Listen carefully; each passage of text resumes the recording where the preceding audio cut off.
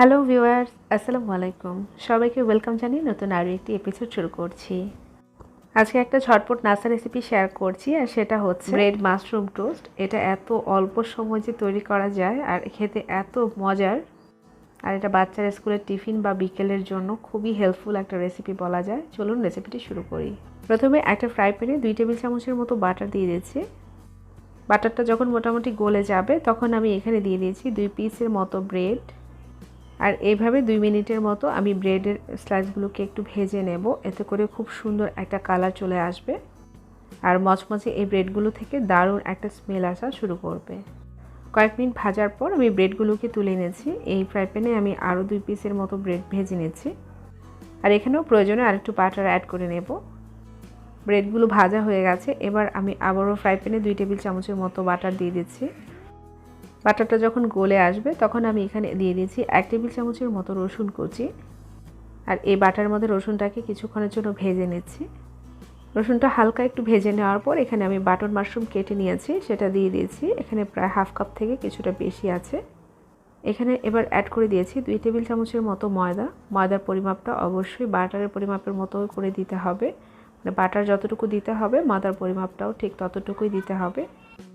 সব কিছুকে একটু নেড়েচেড়ে মিশিয়ে এবার এখানে অ্যাড করে দিয়েছি 1 কাপের মতো তরল ঠান্ডা দুধ, যেটা আমি আগে থেকে জাল করে রেখেছিলাম।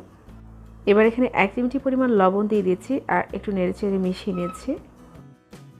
সব কিছু মেশানোর পর এখানে অ্যাড করে দিয়েছি 1 টেবিল চামচের মতো চিলি ফ্লেক্স, দিয়ে দিচ্ছি হাফ চা চামচের মতো হার্বস অরিগানো। এটা দিলে একটা ফ্লেভার আসে, হাতের কাছে না থাকলে না দিলেও চলবে।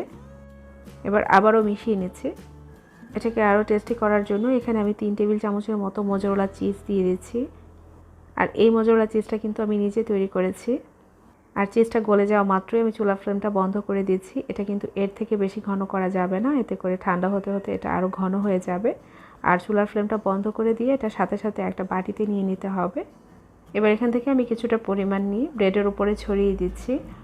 এবার উপর থেকে কিউব করা কয়েক টুকরো গাজর আর কয়েক টুকরো ক্যাপসিকাম দিয়ে দিচ্ছি, এটা আমার ঘরে ছিল।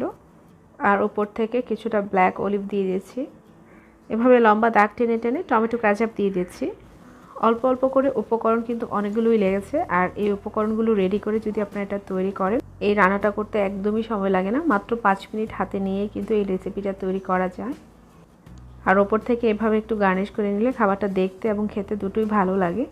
এবার একটা ধারালো ছুরির সাহায্যে মাঝখান থেকে আড়াআড়ি করে একটু কেটে নিচ্ছি। একেবারে মচমচে ব্রেডের ওপরে মাশরুম চিজের টপিং, খেতে কিন্তু অসম্ভব মজার। রেসিপিটি ভালো লাগলে একবার ট্রাই করে দেখতে পারেন, আশা করছি ভালো লাগবে।